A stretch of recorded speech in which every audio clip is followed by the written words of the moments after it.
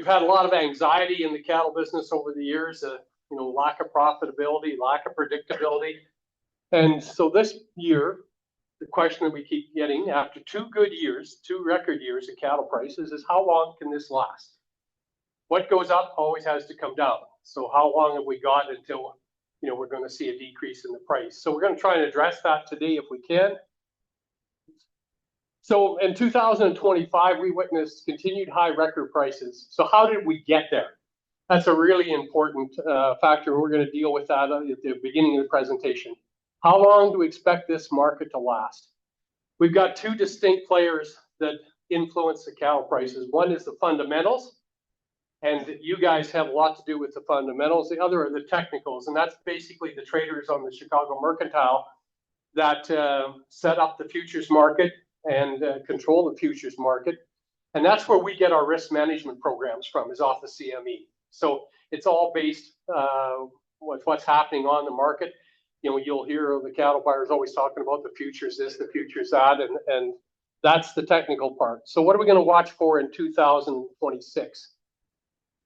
The fundamental part, what fundamentals are going to impact, the market going forward? Well, supply is a supply and demand market, and our supply is low right now. So our cow herd inventory, we want to watch that moving into 26 to see where it's going.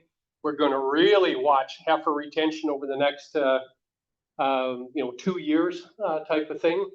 And we are going to see a turnaround in the cattle cycle. We're going to start to see a little bit of rebuilding, but it takes a long time. And we'll deal with that as we move along. One of the ways that we got here was drought. And so we have to have available feed and pasture. And without drought, the cost of corn has gone down. So we had a couple of things that happened that made a perfect recipe for high cattle prices. We saw small supplies and we saw cheap feed. One thing that we'll watch here is consumer resistance or demand. And it didn't happen. When I was here last year, I told you guys that consumers were going to buy less beef because it was getting too expensive. But I was wrong. They're buying as many pounds of beef as they bought last year. They're buying different cuts, some cheaper cuts. They're finding different ways to prepare this stuff, but there's still a real demand for beef. And we're seeing a lot more, in-home entertainment where they're going out and buying good quality beef and not going to the restaurants. Beef imports, watch them in 26 because they can be used to push the prices down. Most of the imports that we're going to see coming into Canada are going to be ground beef. That will be mixed with the 50-50, but we will see some high-end cuts coming in as well. The value of the Canadian dollar, extremely important because part of what's pushing our demand is our strong export market because Canadians produce the best quality beef in the world and some of the safest beef in the world. So we've got big customers overseas that have been developed by Canada Beef over the last few years that want Canadian beef for those particular reasons. The value of the Canadian dollar, of course, I mentioned that being extremely important. Government policies coming up in the future here. We've got the CUSMA review. Now, that is the Canada, US, Mexico free trade agreement. And it's going to be reviewed this year. And that's the only thing that stopped Donald Trump from putting tariffs on the beef at the end of last year was CUSMA. So it's going to be very important for us in the cattle business as to what happens in those agreements. And we're going to be watching the negotiations very closely.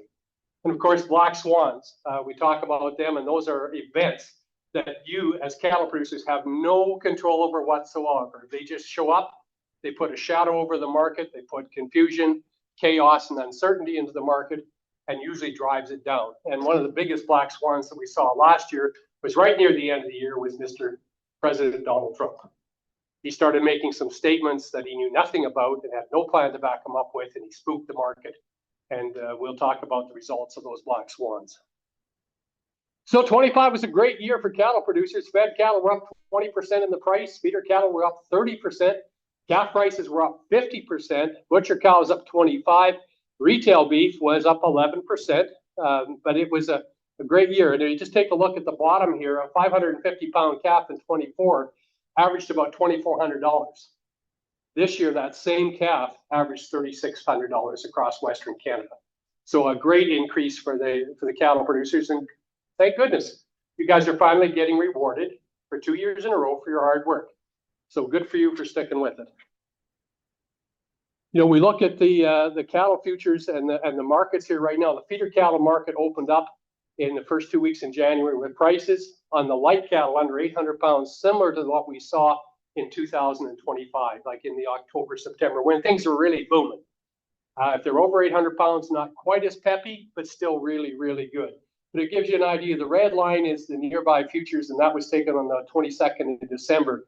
And it shows you compared to 24 in the blue and the 3-year average in the black, that we are running, you know, miles and miles ahead of where we were before. And of course, those are where we get our cattle contracts from, you know, our risk management comes from. So it allows you, when you see that big spike in the red line, to be able to insure your cattle for a lot more money or get better prices on forward contracting. So we talk about the cattle cycle, and I think it's important now to understand the cattle cycle. If you were here last year, we talked about learning the market, what makes it go up, what makes it go down, how is it going to last, and how to make informed marketing decisions. So we're going to take what we learned from last year, we're going to build on it here and use it to figure out what's happening in 2026. So traditionally, a cattle cycle lasts 10 years, but it can be extended or shortened by 2 to 3 years by drought. The last Canadian cycle was 14 years long. It started in 2008, finished up in 22. So our new cycle had just started in 2022. The US is in its 12th year of the cycle, and it's entering its 8th year of contraction. That means that the industry has been getting smaller, less spread cows for 8 years in a row. They're down, I think it's close to 75 years. I've got it on the slide here coming up. Our cycle started in 22. You know, it has two components, contraction and expansion. Prices rise during the expansion, they drop during contraction, and the cattle numbers for sale decrease during expansion, especially with heifer and cow retention. Didn't see a lot of retention this year, but we're going to start seeing it moving down.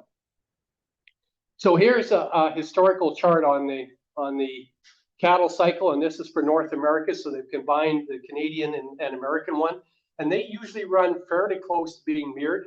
This year we've got a little bit of a gap in them, but as you can see, we go up, we go down, we go up, we go down, and we're in a high part of the contraction here right now, especially if you take a look at the average on that dotted line. You know, we're at very, very strong, but you look at the prices on the futures on the right-hand side, you know, we're at an all-time high. You know, when we look back to 2015 was the last time that we had a really strong cattle market, and it only lasted about 18 months, and you can see it bumped, then it flattened out, and now it's taken off since 2020 and really taken off since 2022. What got the cattle supply to its current position? Because again, it's all based on the number of cows and the number of calves that we're going to have to sell and put on feed. Extended drought in much of the cow-calf regions forced big sell-offs. Last year, about 50 to 60% of the cow-calf regions were either in near drought or drought conditions. And that meant, you know, shorter pastures, higher feed costs. Excuse me. Now, I probably told you this last year, and I'm going to reinforce it again this year. The American cow-calf guys are a different breed of cat than we are. They are not married to their cows. They will not spend $100 for a bale of hay. They will sell the cows, and they'll take the money and they'll buy some second calf, cows, or they'll buy some heifers and breed them and start all over again. And that happens in the US quite often. We're here in Canada, I think we're married to. Most of our guys won't want to sell their cows. They'll send them 3 provinces over to have somebody look after them for the winter. They'll pay $100 for a round bale of hay. They'll buy supplements. They'll buy grain. They're not going to sell those cows because I've spent the last 20 years on genetics and building my herd, and I'll be goddamned, I'm not going to do it. And that's the difference between us and the Americans. Higher production costs. You know, I don't have to tell you guys about production costs. You know how much money, calves have gone up, but so is everything else. You're not making a whole bunch more money than what you were before, but at least you're on the right side of the ledger. So higher production costs of, I've had a few guys my age decide that's it. We can sell out now and we can get out with good money, and I'm not going to go through this again. The unpredictable profitability in the past certainly had a big impact on a lot of guys getting out of the business. When this thing looked good, they missed it in 2015. And, in 2015, I was out telling my guys, don't sell your cows. There's better things coming. It's coming. Be patient. Stick with it if we can. But this year, when I went to the yard and looked at the calves, they said, don't even think about trying to talk me into keeping my cows because I'm 69 and they're going down the road. I got guys wanting to buy my land, I got guys wanting to buy my cows, and I've made peace with the tax man, and I'm getting out. Higher interest rates, of course, we had higher interest rates. They've come down a little bit, but they're still not cheap. If it was 5%, you know, in a bred heifer loan, $5,000 heifer is going to cost you $250 in interest. Higher land prices, you know, it doesn't matter where the land is, the prices have got higher and higher and higher, and a lot of it does not support putting cattle on it. And the demographics, the age demographics of the Canadian cattle producer is getting older. There's less young guys getting into it, and when I was researching this, I found an article that was written by an analyst in North Dakota, and the research that he'd done at the university said that in 2030, which is not that far down the road, the average cattle producer on both sides of the border is going to be 66 years old. So, you know, with demographics, we're just seeing guys that are getting out. It's a great opportunity to get out. So that brought us down in our numbers. You know, drought extends the contraction cycle of the cattle cycle. It shortens your days on pasture. That means more input costs, increases the corn, hay, and DGG prices, increases your overall cost of production. And in most cases, drought, if it's bad enough, will lower your conception rates as well. So you're not going to have as many calves to sell. Expansion in the cattle herd is driven by two major factors. One, profitability. If you can see down the road you can make a profit, you're going to try and expand your herd to take advantage of these good markets. Weather and feed is the second thing. Whether or not we have drought, whether we have available feed, what's that feed going to cost? And there's regional differences. Just because they have a drought in Asher and Manitoba doesn't mean that Alberta had a drought. And if they're growing the corn there and the barley there, we watch the American side really strong to see what the corn crop's doing, because we're all in Canada bringing up corn left and right to go to those big feedlots. So, you know, you watch the weather programs. You know, drought is still a concern going into this year. There's still a lot of areas that are just on the borderline. And they're looking, you know, very, very carefully before they start to expand. Producers have to have feed and pasture. But the one thing there this year, the feedlots enjoyed cheaper grain prices in 2025, way cheaper than what they were in 24. Cost of gains went down, and I'll show you a slide on that a little bit later. So the supply, there's a slight chance of expansion in the Canadian and American cow herds in 2026. Canada appears to be about 6 to 9 months ahead of the Americans. We've seen just a slight increase in the number of cows and heifers that have been retained than what we did in the past. In the United States, in the big cow regions, they're at their smallest herd they've ever had, and there was virtually no retention of heifers this year. So that tells us this supply thing is going to carry on for at least another 2 years. Smallest cow herd in Canada since '86. We're projecting in 2026 we're going to have 3.4 million cows. That's up from 3.39. It's about a 1% increase to 2% increase across the board, and we got the smallest cow herd in the last 70 years in the U.S. So where are all the cows? Well, that just gives you a quick deal. In Manitoba, we've got 367,000. That's about 11%. Saskatchewan has about 3 times more than we have. And Alberta has about 5 times more than we have. So we're a player, but we're not a major player when it comes into the number of beef cattle that are being produced. What we do have is a great geographical location. We're smack dab between Ontario. We're just above the feeding regions in the US, and we've got great access to Saskatchewan and Alberta feedlots. Manitoba, most days in and out at the good markets, at the highest markets in Canada. So we had a mild expansion. As you can see, BC had a 2.7% increase in their cows, 1% on their heifers. Alberta, no increase on the cows, 1.9 retention on the heifers. Saskatchewan up 0.5 on the cows, but up a whopping 2.7 on their heifers. These are bred heifers that went back into the cow herd this fall. Manitoba was up 1 and 1 across the board. Ontario was up 1.1 and 1.1. Quebec, no increase in the cows, but 1.8 heifers up. Across Canada, we were 0.04% on the cow inventory, so the beef cows didn't grow that much, but we're up 2% on the heifers. So we've started to make the turn. Just mild. We're just at the starting gates for the expansion phase of the cattle cycle. Here's what they're projecting in the U.S. If you look on the right-hand side, 24, then 25 was the lowest. They're projecting a little bit more in 26, a little bit more in 27. 28 is where they're expecting they're going to be at the starting gate and start to see a difference. So that tells me that barring a drought, barring a black swan, we're going to see pretty good pricing, for the next 2 years. very comparable to what we saw this fall. You know, expansion could start in the back half of 2026 down there, but it won't be significant. It takes time. This is U.S. heifer retention. This comes from Robobank, and they're very agriculturally involved, so they watch this thing pretty close. As you can see at the right-hand side, 2025, the lowest or third lowest retention on the heifers. 2024 there was no retention, and then back in about 2013 there was no retention as well. So the fact that we need these heifers to be retained because the cows keep getting older and we keep calling them out tells me that we're not going to see a major expansion in the very near future.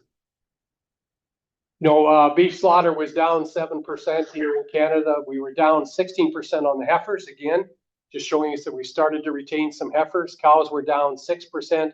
Production was down only 4% because we had heavier carcass weights. So we killed less cattle, but we still produced more beef. Because with the cheap grain, lots of the steers were weighing 1,600 plus when they went to the plant. We're up about 35 pounds on the carcass across the board here. Imports. We talk about we are an exporting nation, but we also import. So this was total tons of beef and veal that came in. We're down 5% from the Americans. Most of that was just counter trade, that showing that we were displeased with their attitude towards us in the fall. We were up 65% coming from Australia, mostly ground beef. New Zealand, we're up 27%. The rest of them, we're up 4% from Mexico. We're up 14% across the board. And a lot of that is grinding meat because we're killing less cows. Cow market is good, but guys have called so hard. Even though we see lots of cows come to market today, we're way down on our cow numbers than what we were. We need grinding beef to mix with that 50-50 to get the hamburger. And because the cows are so darn expensive right now at over $2, that's why you're seeing $7, $8, and $9 hamburger at the store. So just to give you an idea on the markets here, and these are cattle that went through the markets or were sold on the electronic platforms. Manitoba was only down 2%, so that tells me we had a lot of guys that sold more calves in the fall because the price was good and carried less cattle over. BC really doesn't count because they've had so many issues with fire and drought and everything out there that their numbers are a little bit skewed. But Alberta was down 8%, Saskatchewan was down 6%. So it just shows that there was less calves around than what there has been in other years. So why limited herd expansion? Well, a mild increase in the heifer retention. Prices have been really good, so guys have been selling their heifers.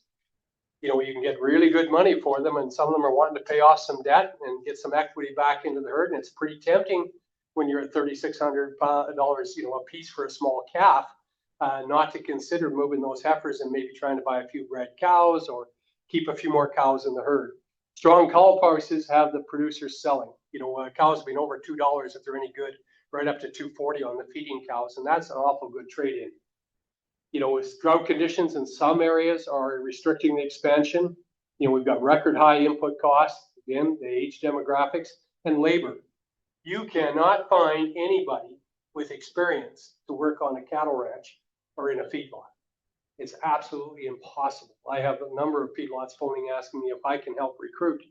I have no place to go. I don't even try because I don't know where anybody that's any good that isn't already working without poaching off of some of my customers. So the temporary workers program, we have a lot of fellows from Mexico that come in that are working at the feedlots and working on some of the ranches, and we need them.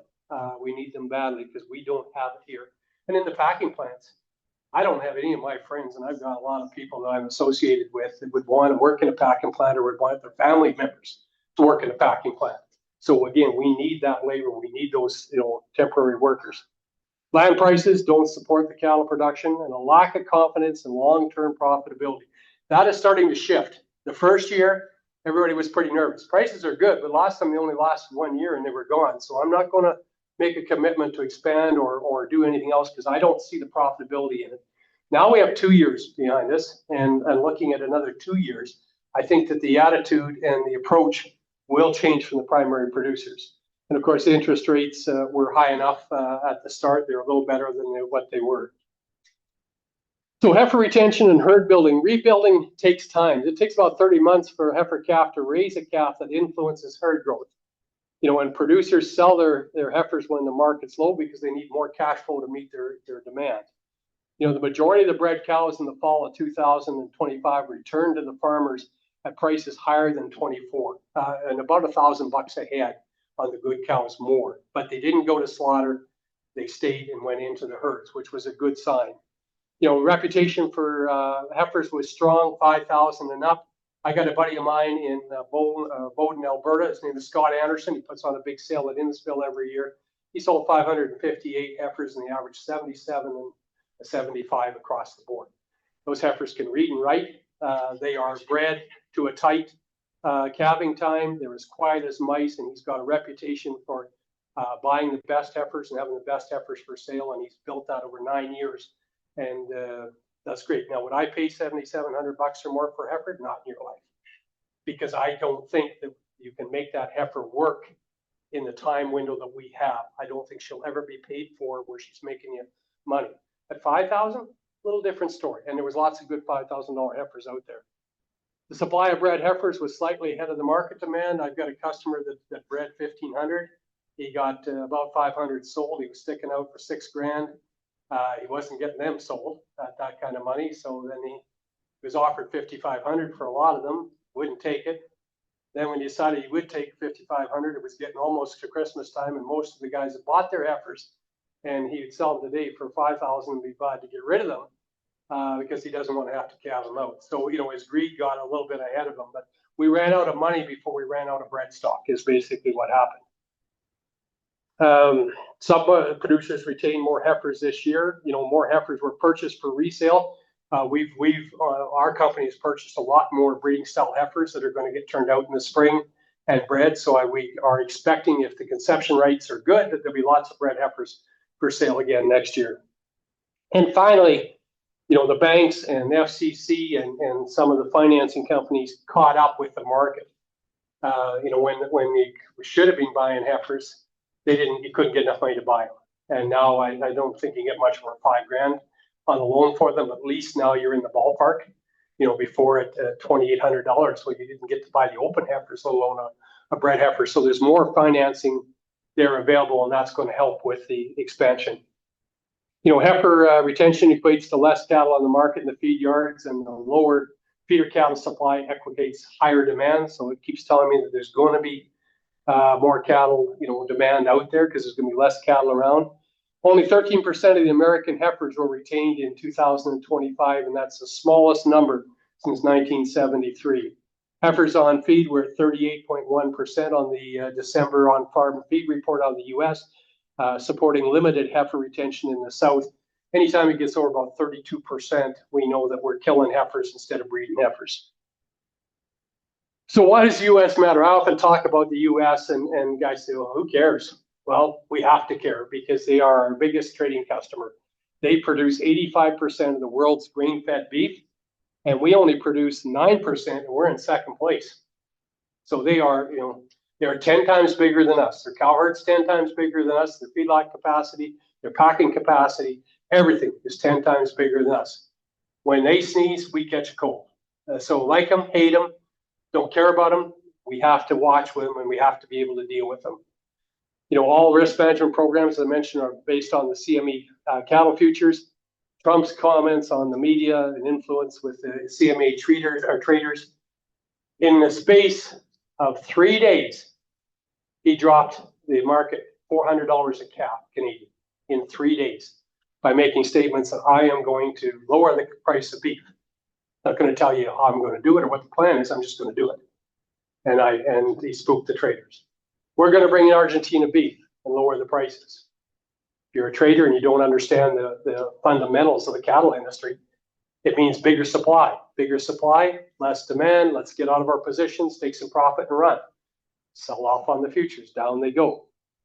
Finally, you know, his bold statement that I and my tariffs have made the cattle market what it is today, and you guys are going to have to take less, was just complete crap. Because at the end of the day, this cattle market was on a swing long before he got involved into it. He just was trying to take credit for something that he had nothing to do with. So, you know, we export a lot of cattle to the U.S. You know, we're down 6% on our fat steers, heifers, and their killing cows. Our feeder cattle were down about 9%, and a lot of the cattle that went there last year are owned by Canadians, being fed in the U.S. By Canadians, but we were up 32% in our breeding females. They bought bred heifers and they bought cows. They like cows that calve late in our books when they get into that, June, July type of calving. Sometimes in May, they can calve them out on the pasture, out on the ranch. So they wanted our small framed, late calving cows, our small framed, late calving bred heifers, and they certainly helped the market up quite a bit. Our slaughter bulls were down 7%, but they still, bought almost all the bulls. 27,000 bulls out of Canada went south last year for slaughter. Actual feeder cattle numbers, we were down 11,665 because we didn't get as much through at the end of the year, but we were still 138,000 head that went that way. So about a third of the cattle that would be raised in Manitoba in the numbers equivalently were exported out. Import-export ratio, the U.S. imported 138,000 feeder cattle from Canada. Many of the feeder cattle were retained by Canadians. Canada imported over 400,000 feeder cattle this past year from the U.S. Those cattle came into Alberta, out of Montana. They came in out of Idaho, out of North and South Dakota. There was a lot of cattle came from Missouri, Virginia, North Carolina that went into Ontario. In the month of September, we imported 65,000 calves in September out of the U.S. Why? Because they were $200 a piece Canadian cheaper delivered into Alberta than what you could buy Canadian calves for. Their market was that far behind us. So again, profitability wasn't a big factor in your decision whether you're retaining, because it wasn't real profitable down there. So the cost of gain dropped in 25, and that helped push up the prices. Backgrounding steers, 500 to 900 pounds, went from $1.62 in Alberta down to $1.10. A huge decrease in the backgrounding costs over there. Now, some places got more than $1.10, but this year, in the fall, you could feed cattle there for $1.10. Finishing prices, went from $1.60 down to $1.50, and that was all in interest, death, loss, drugs, the whole shooting match. So it cost, about $1.50, $55 in Alberta to finish an animal, and the heifers usually cost about 10 cents a pound more to feed than what the steers do. They just don't convert as well. They just don't do quite as well as what the steers do. So when you get a decrease in the price of the feeding the cattle like that, it just fueled the fire that we're going to sell feed. And I can tell you, there's a lot of feedlots in Alberta and Saskatchewan. I've one in Manitoba. They're feed salesmen. They're not feedlots. They've got investors that are putting cattle in there that are buying them as an investment, possibly to get out of paying tax. They really don't care if they make a lot of money. If they can break even, they're pretty happy. If the feedlot gets their feed at high price, gets the yardage at current price, gets all their expenses put back in, it's good for them. They're making money along the way. And so you get, a lot of these guys, when the price went down, that allowed them to get more aggressive. Even though if you had $2 million you had to hide, it only took about a little over half to 2/3 of what it cost the year before to get rid of that money. So these guys are selling feed. They're not always selling beef. And that makes a heck of a difference. If they ever took the investor money out, our Canadian market would be dollars and dollars behind. So just the comparisons to where we're at here in 2025, we were at 325 a metric ton for the barley, 272 at the opening of the trade here in January of this year. Lethbridge corn, 326. Lethbridge corn this year is down to 289. Ontario corn, 228. That's a little higher. When I did this slide, I did it about 3 days ago, the corn report came out and the market just tanked on the corn. You can get corn out of Nebraska now for about $3.80 a bushel. So Canadian feedlots import large volumes of corn from the U.S. So that's why it's so important. Corn prices dropped in 2025. Projection for 2026, the average new crop, old crop mixed together, they're projecting 438. I think if we looked it up today, it'd be less. Historically, corn that's under $5 a bushel is attractive to cattle feeders. The current cash up until this morning was $3.98, and that was the lowest pricing came in July. So a lot of guys bought enough corn to feed 6 months worth of cattle in July and just bought it on deferred delivery contracts. helps it quite a bit. So here's your corn prices. You can see in 2022-23, it was quite a bit higher. We're up over $7 a bushel because of drought and lack of corn around. And now we're down, to 4, and you're even lower than that today than what the graph shows. Consumer demand, despite record high prices at the stores, consumers continue to purchase beef. Export demand is extremely strong. I talked about the quality and the safe beef that we do here. One of the things that's really changed in the last year is that protein-friendly diets have supported the beef trade. It's not a bad thing to eat beef anymore. Matter of fact, if you're on Ozempic and some of these other deals, they encourage you to eat more red meat. So, we've seen the younger people are saying, well, I got to rethink this vegetarian business here, and maybe I'm going to eat some red meat. Consumers are purchasing fewer top cuts, but more middle cuts and more hamburger. The other proteins have increased in price as well. So the spread between pork and beef and between chicken and beef is about the same and maybe a little bit wider. The restaurant trade's having a difficult time selling beef, than the other proteins. And one of the reasons is, they've priced it way high. I don't even go out for a steak anymore because I'm not going to pay those guys that kind of money. But what I can do as a consumer is I can go into the good stores and I can buy the top grade steaks at that store that, 10 years ago, you could only get that steak at a restaurant because we were only producing such a small percentage. Now we produce over 85% of the fed beef in Canada is AAA or better, restaurant quality. So I can go to Costco, which has darn good beef. I can go to my local butcher shop and I can get a AAA or a prime steak, take it home, cook it myself the way I want it done, entertain my friends at home for half of what it cost me in the restaurant. So we're still seeing them buy that good quality out of retail, but they're not buying it out of the restaurants. Restaurants, some of them are suffering quite badly. If you just look, today McDonald's have got some pretty special deals on hamburgers, trying to keep the people coming in. Value meals about half of what the regular meal is. And, we're going to see some of their fast food chains to try and keep their market share. So the consumer demand is really good, surprisingly good for a number of reasons. The domestic demand, this is in the United States, but the average pound of beef produced last year was about $9.12 is what the consumer paid for it. That's steaks, hamburger, anything that we sell there are mixed in. We were not quite as high as that. We were probably closer to about $8.75. So for 2026, what's going to happen? Well, the export markets will remain strong.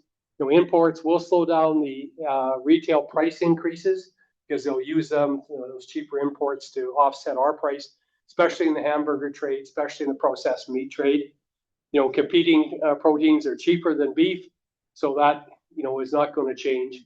Beef prices may have reached the peak. I'm not sure that the consumer, and I'm not saying that beef is expensive, I'm just saying that they have alternatives, and if you're on minimum wage and you got 2 kids, it's tough to buy beef. Even hamburger now has got to be a tough thing. And we've always been a hamburger and steak nation here in Canada, and the hamburger is not a luxury food, but you're not eating it every day. Ground turkey, ground chicken, especially ground turkey is quite a bit cheaper.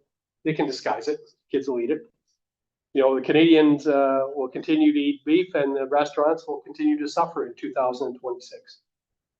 So what do we expect in 2026? Volatility in the market. It's driven by politics, swings in the value of the Canadian dollar. The volatility will be CUSMA. It'll be one of the big things. We will get media reports out of what's happening, whether they know it or they don't know it. They'll make it up. That's what happened when Trump started talking. Those guys in New York at the big media outlets. This is a big story. Big supplies coming in, prices dropping. So we got to write big stories about it. There was nothing to write about. The Americans have been bringing in Argentine beef for a long time. They're bringing in Brazilian beef. They needed that beef. It actually helped the market out by quite a bit, but they made it look like a bad thing. And that spooked the traders and the investors, and they pulled her out. We're going to see a drop in production, in beef production in both Canada and the U.S. We're going to see an increase in imports of beef products and feeder cattle coming from the south, and beef products coming in out of Australia and some of our other trading partners as we have less cows to kill and more cows are retained. We need that hamburger. We're going to see really tight margins for the feeders and the packers. And I'll give you an example. We're buying calves now the guys bought in the fall. and they paid really good money for them. And the way the market bounced back, we can pay them where they're making a decent profit and they're selling them. But then they go to the St. Rose on Thursday, or they go to Asher on Wednesday and try and replace those cattle. They're paying almost that same dollar value back into those replacement cattle. And so, when does this come to an end? We've said this for 3 turns now, that they're the highest risk cattle we've ever seen. Guys still made money on them, but they are getting nervous about having to pay, 1,000-pound steers are bringing $4,200, $4,300, $4,400 for a 1,000-pound steer. Boy, I'll tell you what, you've got to have a pretty good fat market to get out of that. Excuse me. Volatility by the dollar, again, uncertainty in the politics side, bounces our dollar up and down, and we're collateral damage. And consumer demand may be at the peak. We talked about that. So price predictions for 2026. Unfortunately, volatility is likely to continue to be a risk for cattle producers. The big fourth quarter 25 correction should remove the tendency for the market or technical correction for some time, but external sources of uncertainty are likely to continue injecting volatility into the cattle markets going forward. With the cattle and beef markets continuing to be the focus of political scrutiny, the markets are subject to additional political rhetoric and meddling, and the technical traders tend to overreact to uncertainty, confusion, and chaos in the marketplace. And the futures always overreact. They're cautious going up, but they are deadly coming down. And if you want to know more about the cattle market, read Darrell Peel out of the University of Oklahoma. He's one of the smartest guys I've ever met. His decisions and his advice is given on stats and science and math, nothing to do with emotion on what's going on. And so I saw him in Quebec when I was there in September, and he told me a story, and it stuck with me. He said, when the market is going up, it's like a staircase. It's measured, it's precise, it's careful, and it's a slow upward pull. But when the market comes down, it comes down in an elevator, and you can't catch it. And he's absolutely right. If you live and die on the futures like the big guys do and the Americans do, when it comes down, it overreacts, and if you have to sell or you're selling that week, it can cost you a lot of money. The volatility, the CMA doesn't react well to uncertainty and chaos. They will overreact. There's the staircase and the elevator story. In the fourth quarter, overreaction caused the futures and the cash to drop by $400 a head in 3 days. Rumor became more important than the fact. The rumors of what might happen rather than reporting the facts is what drove this thing, and it scared the investors and the traders. Media created turmoil through uninformed news reporting. The imports are needed. They need to bring in those to mix, especially the ground beef. There's not enough cows. And also, if we can't mix imported grinding beef with that 50-50 off the fat cattle, then they got to render that down, and that makes that carcass worth less money. So actually, by bringing in that beef, it helps to stabilize the price of the fat cattle. And one thing that, they talk about, okay, Brazil, we're taking the tariffs off Brazil. They filled their quota in the first 3 days of this year. So they still got about a 25% quota on it. But that saving, Trump said that was going to bring down the price of beef in the US.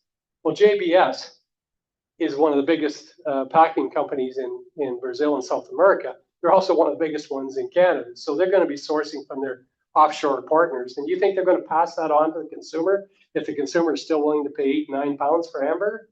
Probably not. The only way it comes down is if the consumers don't buy it. So price predictions, we have 2 schools of thought. Farm Credit Canada is predicting lower prices for 2026. They're urging caution when buying breeding stock and feeder cattle. But the U.S. brokers and Robobank are predicting higher prices in 2026 than they were in 2025. So what's the difference? Well, the Canadian fee market was considerably higher than the U.S. market for most of the last half of 2025. Some classes of feeder cattle were as much as $200 lower down there than they were here, so they've got some room to move. Canada may have started the expansion phase, but it looks like the U.S. is still in contraction. So we will not see any major increases in the bred female inventory in 2026 in Canada. Packers had a negative margin year in 2025 and face even lower numbers of market-ready cattle in the first half of this coming year. If they tell us on the south side that there's going to be the smallest number of market-ready cattle on record coming into the first quarter and a half. We have less packer capacity in Canada. They're able to control their inventories and their purchases a little bit more. You know, the U.S. has no firm date on the reopening of the Mexico border to cattle imports. Now, they usually bring 1.2 million cattle up from Mexico. They got about 250,000 up before they close the border because of the New World screwworm. And there's been a lot of talk about coming back. And again, every time they speculate that the border is going to open, the futures drop because they're going to bring back in, you know, maybe 800,000 is what's there to come. But, you know, they found screwworms again within 70, 80 miles of the border here in the last couple of weeks. And USDA and the guys that protect, you know, the health of the animals down there, are equivalent to CFIA, are not ready to open the border to animals that could be infected and bring that scourge into the U.S. after they've eliminated it after so many years. So there's no firm date of reopening for that, and that's going to make a difference. When it comes, the media is going to make a big deal of it. 800,000 cattle are coming up from Mexico. They're going to flood the market. Less than 3% of the calf crop in the U.S. So, I mean, it's going to help the Texas feeders that are sitting empty. It's not going to make a real big difference. And U.S. demand, you know, it's been as high as ever been since 1983. So, you know, that's part of the difference. The Robobank on the south says that the fundamentals haven't changed in 2025, and they're not changing in 2026. There's no more cows than there was before. Demand is still strong. Feed is still cheap. There's no reason for the marketplace to go down. You know, price increases will be more gradual in 26 than what they were in 24 and 25. You know, the fed cattle prices will range between 230 and 240 in 26. The average of 225 in the last year. So that's considerably, you know, 5 to 15 cents a pound more. Feeder cattle prices are expected to increase 10% over the 25 prices. Consumers will pay about $9 a pound, a little bit less this coming year than they did. But the millennials and Gen Z consumers who now prioritize fresh over frozen or processed foods are going to help drive the beef demand. And our protein-friendly diets, like the GLP-1 weight loss medications, have supported beef consumption. Higher prices until 2027, and the U.S. says they'll start to see a reduction in the beef prices. Beef production in the U.S. is projected to decrease by another 4% in 2026, while imports will increase by 15%. Exports are projected to be down by 14%. Some of that is political, but also the availability. You know, federal slaughter was down 7% in the U.S. in 25, and heavier carcasses supported the overall production. Lower placements in the fourth quarter of 25 support tighter fed cattle supplies in the first half of 26. That is math, that is science, and that's a fact. So price projections, take a look at what we're doing here. Alberta fed steers, and this is FCC projection. They're saying in the fall they're going to be $2.80. That's down 15 cents from this year, but it's still 80 cents higher than the 5-year average. So it's not a disaster. 550 pound steer, you know, it's down 75 cents from last fall. It's still $1.35 higher than what it was the year before. 850 pound steer down 40 cents, but still $1.05 higher than the year before. Ontario fed steers, and of course that impacts us because a lot of our cattle go to Ontario and Quebec, and they're talking about them being 20 cents lower, a little bit more than what the Western cattle are, still 60 cents higher than the average of last year. Ontario 550 pound calf off 80 cents, but still $1.15 higher, and what they call a feeder 850 pounder in Ontario off 60 cents for the fall, but still 85 cents higher than the year before. So they're cautious, but they're not calling it a disaster by any means. And I mean, why is their opinion important? It's important because they finance the majority of the cattle in Canada. You know, JGL that I work for has CCPC financing, all underwritten by FCC. Nielsen Brothers, there's, you know, all the major lenders that are not banks. Most of them get their money through FCC. So they have a mindset, they're going to set their lending limits, and they're going to have an impact on the cattle prices. Experts are predicting a 5% increase in the fed cattle prices for the first half of 2026. Again, tightest numbers, and after June 26, the fed cattle are expected to decline at a slow and steady rate. So the demand for feeding cattle, we talk about it, your timing when you sell is critical.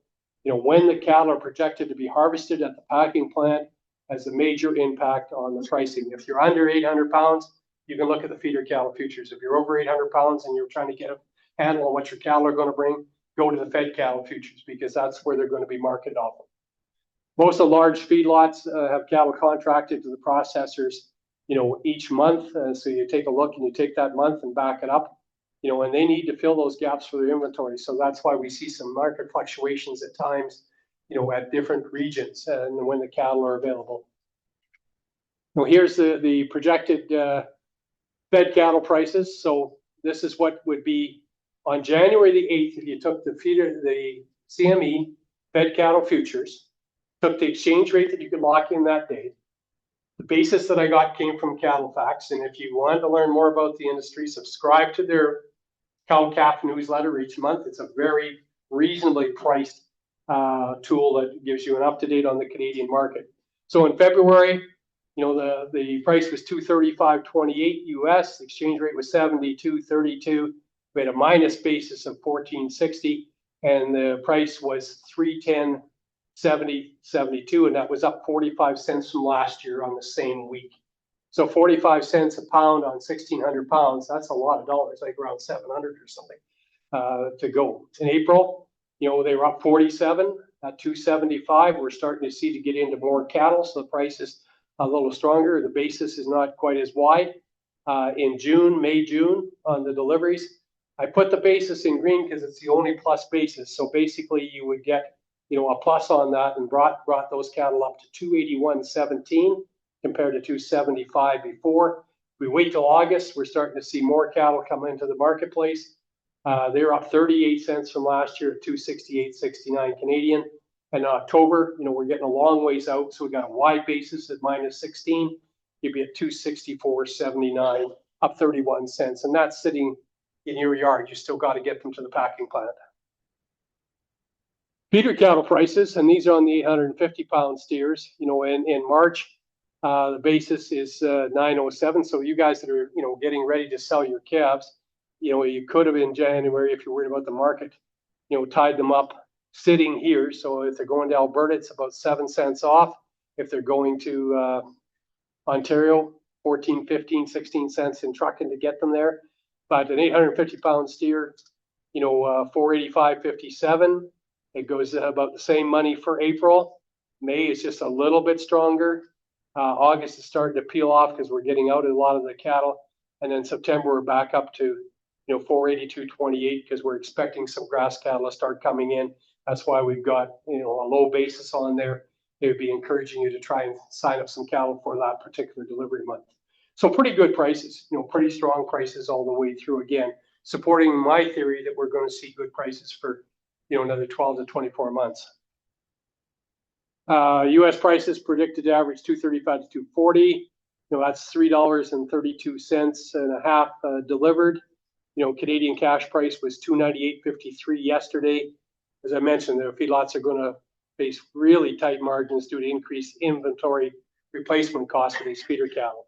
Right now, a lot of these feeder cattle are selling today are $200 offside. You buy 1,000-pound steer today and put them on feed for what you could get on a cash contract. You're going to be shy about $200. Now, the big feedlots have got better pricing because of volume, better basis contracts, better deals, and they're never made public, so we don't know for sure, but we do know that that's what you'd lose if you bought those 1,000-pounders today and put them on feed. Beef on dairy, 18% of the kill last year was dairy beef cross steers. We talked about their influence coming in. There's more and more of them all the time. It's the largest dairy herd in the U.S. in the last 25 years. And beef on dairy has become more accepted by the packers. The discount on those steers is next to nothing, like maybe a nickel in Ontario, and they look good. I've seen lots of them finished, and it's surprising how well they do. More dairy cows also add to more cows in the slaughter. But usually the dairy cows are a little fat to grind and mix with the hamburger because they are well fed. They're on prepared feed. carrying a little more bark. Background of cattle, we talked about being, 750 pounds, about steady to the fall of 25. Grass type cattle are going to be 10 to 15 cents higher than the fall. Wet nose calves, should close the fall at the same as 2025 prices. Heifers will be about 40 cents below the steers. A lot of times this year they were 60, 70, and there was weeks when they were 80 cents behind. They won't be that wide this time around because there's going to be more guys buying heifers. The exception, of course, being those breeding type heifers. And we saw quite a few farmers picking away at the markets. So, political rhetoric, rumor over fact, and, Trump costs millions of dollars. And I couldn't help it. I had to put that slide in there because most of what he was talking about was crap. We talked about, the changes. He dropped the tariffs on beef. There were $30,000 to $40,000 a load of fat cattle going across for the 48 hours they were on. Huge amount of money. Changes to Kuzman could threaten the cattle market if we don't get a similar deal. But we do have support from a lot of the U.S. agricultural organizations and support from the Canadian ones to just extend the current deal. Whether we can achieve that or not, I don't know. But any changes against us in the dairy, quotas are going to be one of the things that are going to stick us up a little bit because Americans got their bee in the bonnet over that one. Trump claimed that he could lower the beef prices with no plan. We talked about the imports. Canada dropped 15 to 20% after the media posted about the Argentina beef and his claims again for being responsible for the cattle markets. Weather. This map was coming at the end of December. So as you can see, the light and kind of beige is moderate drought, and then the darker it gets, the more severe. So we look into here, we've still got down just above where I live in the southwest corner. We've got some drought predicted. We've got a lot of drought predicted, here in this particular area. Now this can change, but if you're looking at what the weather is going to be, and are you going to have pasture, and are you going to have feed, this gets you thinking and scratching your head a little bit further. You get up further than where we are here now. They're talking about severe drought, but you can see, through southern Alberta, they're going to have some drought. Central Saskatchewan looks pretty good. Southeastern Saskatchewan looks pretty good. South of Winnipeg in the Steinbach area and through on the border communities there where they grow a lot of grain looks pretty darn good. So these are one of the things that we're watching every time a new one comes out, comparing to see what has changed. Because again, drought got us into this situation. Drought will stop us from growing. So should you increase your cow herd? Well, things to consider: profitability. Can you make money on the cows that are there, or by retaining your heifers? Do you have the pasture and the feedability, the carrying costs to make those cattle work? Do you have that desire to stay in business? We talked about last year. I'm 69, going to be 70 in May. I got no desire to have cows anymore. That's what it is. So if I still had cattle, I would be considering getting out of the program. The decision of what you do should be made on a long-term market analysis, not what you just think will happen this fall. This fall will be one little brief spectrum in that whole vision that you're having. And so you have to play the long game. What's going to happen in 2026 for bred and breeding stock? Well, I think the good young cows are going to bring $4,500 to $5,500. The middle-aged cows, you can still get 2 or 3 calves out, which might not be a bad buy at $3,000 to $3,800. Your older one and done cows at $24,000 to $3,000, and the bred heifers probably from $48,000 to $55,000. But there'll be some $7,000 heifers out there again, from reputation places and guys have bought them before, and they get the excitement of being at the sale and get things wound up pretty tight. But I think you'll be able to buy lots of heifers depending on when they calve in that $48,000 to $55,000. Increased input and carrying costs do not support higher bred and heifer prices moving forward. Supply, reputation, heifers, and herd dispersals will be lower in 2026. There'll be less bred cow sales. There'll be lots of heifer sales, but there'll be less herd dispersals because a lot of guys have got out in the last 2 years that were thinking about it. For Manitoba, we'll produce in Manitoba. They're going to try and bring their numbers back to pre-drought inventory. So if they got room for 150 cows on the grass, that's where they're going to try and go. They'll purchase good bred cows or bred heifers to take advantage of the strong feeder market and have cows to sell at the peak rather than breeding a heifer and waiting that long time to get a return. I think you're going to see them chase young cows and bred heifers. Good heifer prices are going to encourage them to sell their heifers in 2026. Take that cash, add some money to it, and buy a bred stock. As I mentioned, I think the supply of good bred stock will decrease this year, and again in 2027 is going to be really short.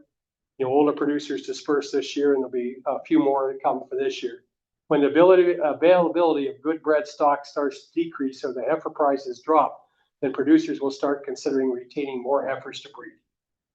And bred cows in 2026 will mirror those of 2025, maybe a slight bit stronger on the top end cows.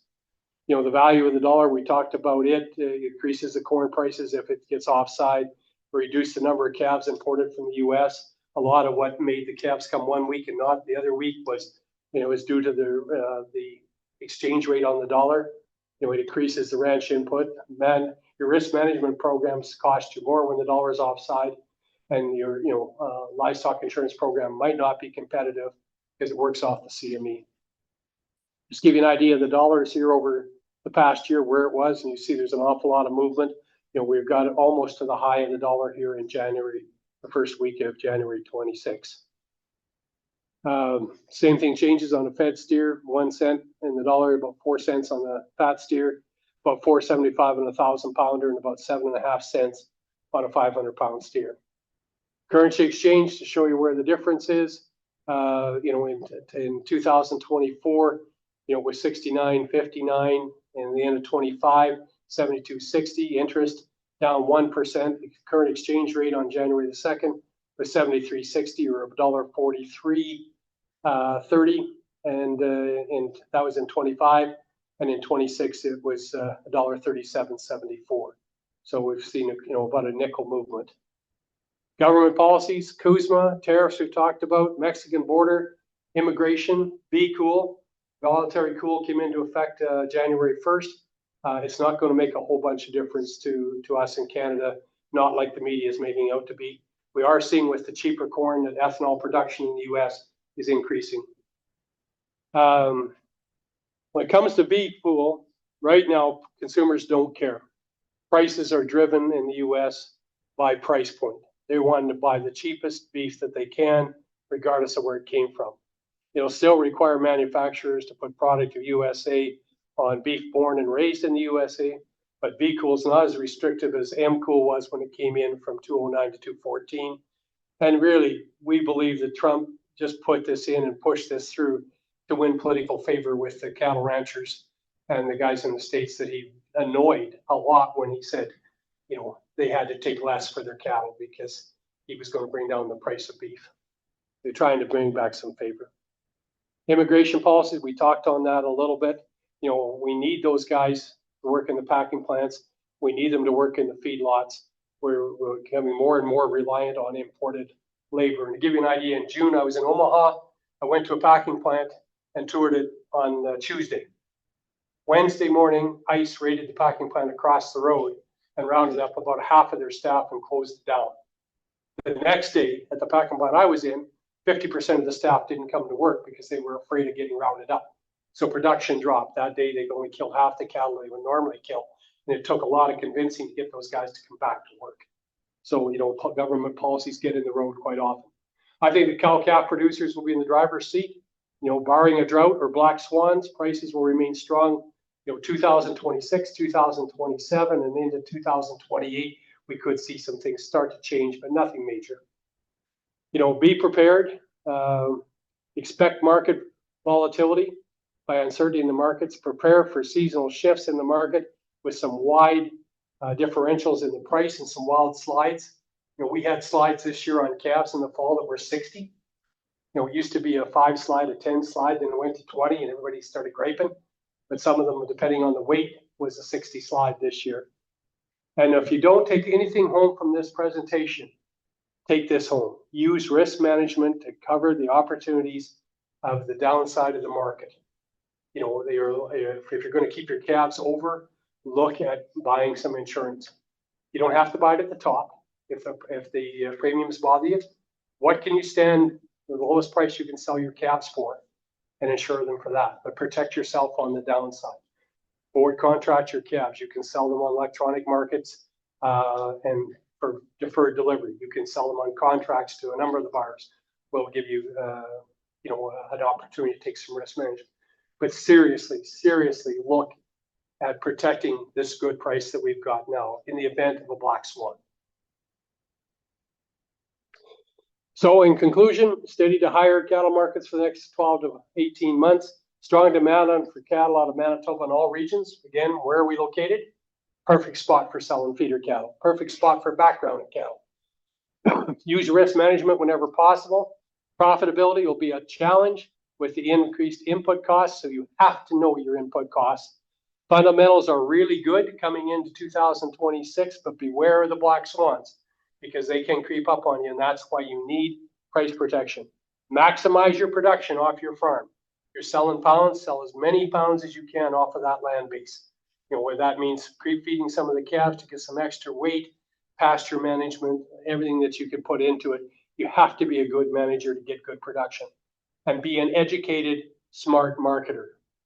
Watch the markets. Don't sell them, the third week in March because we always do when we start calving the 1st April. So they got to go the last week in March. If you like the market, you see the market, it doesn't look like there's any movement in the market, sell them. And if it goes up a penny, so what? You can't have seller's remorse. It's in the bank. No matter what happens, they can't touch the money. And again, know your production costs. So I think that 2025 has the potential for a really, or 2026 has potential for a really good year, ahead of time.